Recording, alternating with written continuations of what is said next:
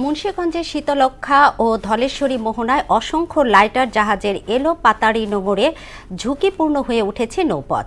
নদী তীরে একের পর এক ভারী শিল্প কারখানা গড়ে উঠলেও নেই জাহাজের পার্কিংয়ের ডক। তবে বিআইডব্লিউটিএ জানিয়েছে নিরাপদ হারবার নির্মাণের পরিকল্পনার কথা। মোহাম্মদ সুজনের প্রতিবেদন, জানাচ্ছেন আফরিন পপি।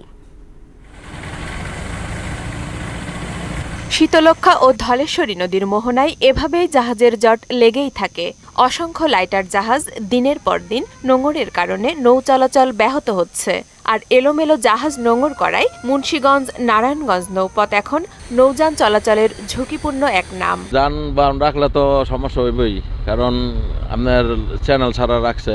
আর এখানে যেভাবে জাহাজগুলো রাখছে, এখানে একটা পর্যায়ে দেখা যাচ্ছে যে কোনো মুহূর্তে একটা অ্যাক্সিডেন্ট ঘটতেছে। কুয়াশার দিনে এই নদীর মাঝখানে যে কার্গো জাহাজগুলো রাখছে, যে কোনো মুহূর্তে একটা অঘটন ঘটতে পারে। ক্ষতি ছাড়া তো দরঙ্গারের উপকার তো করতে পারে না।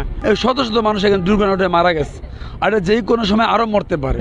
আমরা এলাকার পক্ষ থেকে, মুন্সিগঞ্জবাসীর পক্ষ থেকে এটার একটা প্রতিকার চাই। আবার শীতলক্ষ্যার প্রবেশ মুখের মূল চ্যানেলে এরকম জটলায় নারায়ণগঞ্জ বন্দরগামী বড় বড় কার্গো সহ অন্য নৌযান প্রবেশ ও বের হওয়ার ক্ষেত্রে পড়তে হচ্ছে চ্যালেঞ্জের মুখে। আবার নিরাপদ ইয়ার্ড না থাকায় সিমেন্ট তৈরির ক্লিংকার বহনকারী জাহাজও নোঙর করা হয় কারখানার কাছে। ফলে শীতের এই সময়টাতে কুয়াশার কারণে ঘটতে পারে বড় ধরনের কোনো দুর্ঘটনা। লাইটার জাহাজের অবৈধ পার্কিংয়ের জন্য মানুষ ঝুঁকি নিয়ে প্রতিদিন এই নৌপথ পাড়ি দেয়।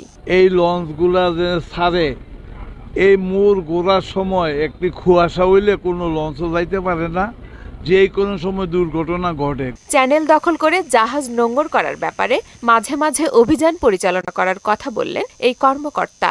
কার্গোগুলো আছে, এগুলো যখন আমাদেরকে মুন্সিগঞ্জ লঞ্চ ঘাটের একটা চ্যানেল আছে, নির্দিষ্ট একটা সীমানা আছে, এই সীমানার ভিতরে যখন চলে আসে তখন আমরা এগুলোকে চ্যানেল থেকে সরিয়ে দিই। ব্যবসা বাণিজ্যের ক্ষতি এবং নৌপথ ঝুঁকিমুক্ত রাখতে কর্তৃপক্ষ এ ব্যাপারে প্রয়োজনীয় ব্যবস্থা গ্রহণ করবেন এমন চাওয়া নৌপথে চলাচলকারীদের। আফরিন পপি, মোহনা সংবাদ।